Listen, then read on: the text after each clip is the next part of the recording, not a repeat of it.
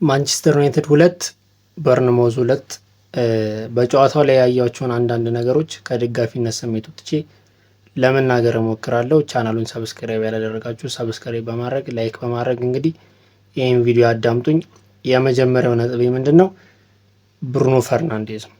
ብሩኖ ፈርናንዴዝ በዚህ ዓመት እንግዲህ በፕሪሚየር ሊጉ ብቻ ማለት ነው 24 የጎል ተሳትፎ ላይ ደርሷል። 8 ጎሎችን እና 16 አሲስቶችን ማድረግ ችሏል ማለት ነው።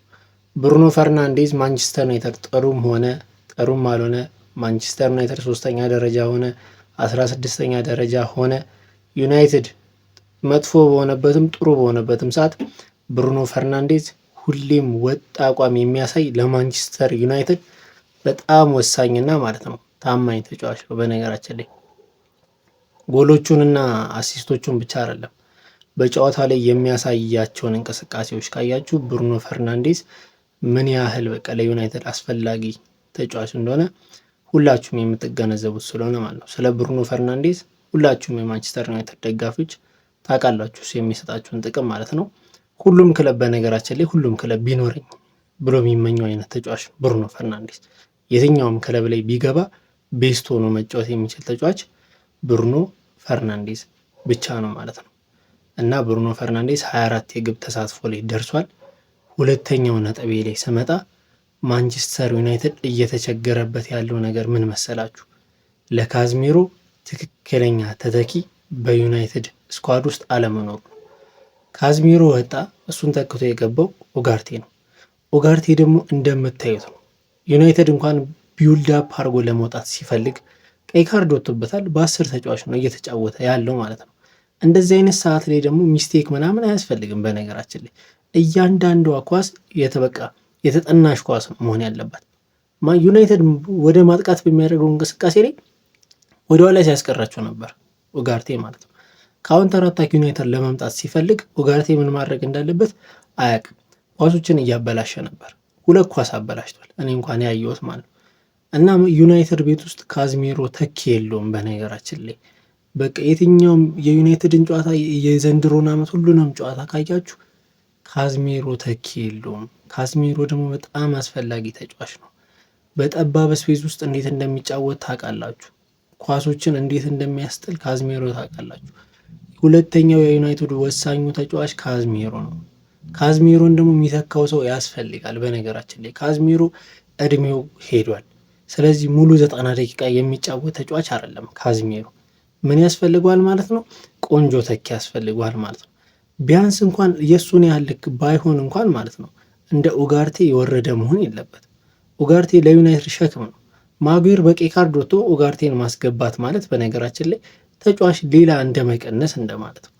ግን ዩናይትድ በጣም እየተቸገረበት ያለው ቦታ ይሄ ቦታ ነው። ካዝሚሮ ተቀይሮ እስኪወጣ ድረስ ወይም ደግሞ 67 ደቂቃ ድረስ ነው ካዝሚሮ መጫወት የሚችለው ፊት ሆኖ ማለት ነው። ከዛ በኋላ ዩናይትድ በጣም ነው የሚቸገረው። ሶስተኛው ነጥቤ የዳኝነት ችግር ነው። እንግዲህ እንግሊዝ ፕሪሚየር ሊግ ላይ እኔ የአርሰናል ደጋፊ ነኝ። ነገር ግን እንደዚህ አይነት ችግር በቃ ሁሌም ስለማይ ነው። በቃ እንግሊዝ ላይ የውሳኔ ችግር አለ። በነገራችን ላይ በጣም የወጥነት ችግር አለ። እዛ ጋር አማር ላይ የተሰራው ፋውል እና እዚህ ጋር ደግሞ ኢቫን ኒልሰን ላይ የተሰራው ፋውል ብዙም ልዩነት የላቸውም። በነገራችን ላይ ብዙም ልዩነት የላቸውም። ነገር ግን እዚህ ጋር ቀይ ካርድ አሰጥቶ ማጉዌር ወጥቷል።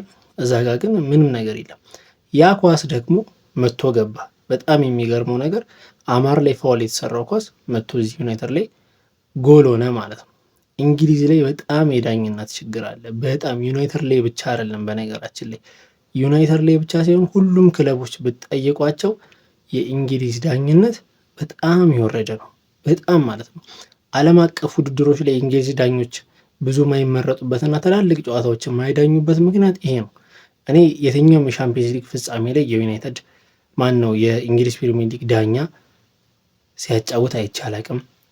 የዓለም ዋንጫ ላይ የአውሮፓ ዋንጫ ላይ እንኳን ትላልቅ በቃ ከግማሽ ፍጻሜ በኋላ የሚደረጉ ጨዋታዎች ላይ የእንግሊዝ ዳኞች በቃ አይሳተፉም ማለት ነው። ምክንያቱም በጣም ችግር አለባቸው። በነገራችን ላይ በጣም ቫር መጥቷል። ቫር ነገሮችን ያቀላል ተብሎ ታስቦ ነበር። ግን ቫር ላይ የሚቀመጡ ዳኞች ራሱ ምን አይነት ዳኞች ናቸው?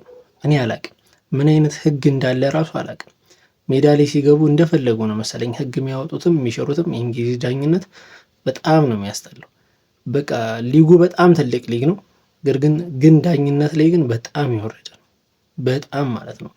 ዋና ወሳኙ ነገር ምንድነው? ለዩናይትድ ደጋፊዎች ሶስተኛ ደረጃን አሁንም አቻ ወጥታችሁም ቢሆን ሶስተኛ ደረጃን እንዳስጠበቃችሁ ነው። ከአስቶን ቪላ ጋር ያላችሁ የነጥብ ልዩነት 4 ነው። በሁለት አስቶን ቪላ እንኳን ቢያሸንፍ ነጥቡ ወደ 1 ነው የሚሰፋው። ምናልባት ለአንድ ሳምንትም ሊሆን ይችላል። ማንቸስተር ዩናይትድ ከዛ በኋላ ደግሞ ጠንክሮ ከቀጠለም ሶስተኛ ደረጃነቱን አስጠብቆ ይቀጥላል ማለት ነው። ቻናሉን ሰብስክራይብ ያደረጋችሁ ሰብስክራይብ አድርጉ። ይመቻችሁ።